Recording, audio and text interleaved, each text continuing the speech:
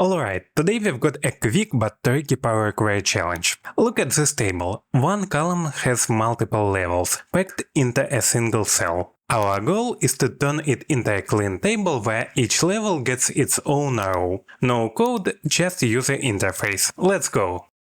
As always, select your table, data from table range, and we are in.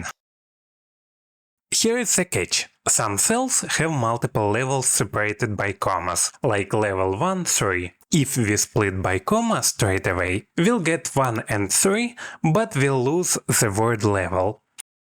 So here's the little trick. First, we make the text uniform. Select the level column, right-click and use Replace Values. Replace a comma with comma, level, and space, then hit OK.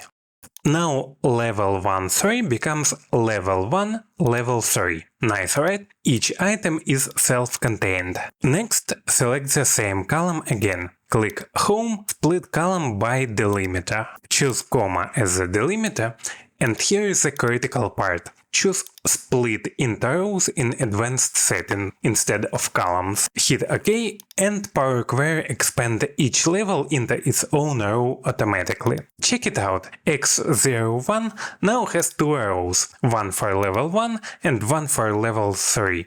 Exactly what we needed. This works fine if our data is already formatted consistently. Otherwise, you'd want to trim or clean before splitting. Always check your text first. Power Query doesn't forgive sloppy data. And the challenge is done. Full UI. And don't forget, the more likes the video gets, the more challenges I'll cover in future tutorials. See ya!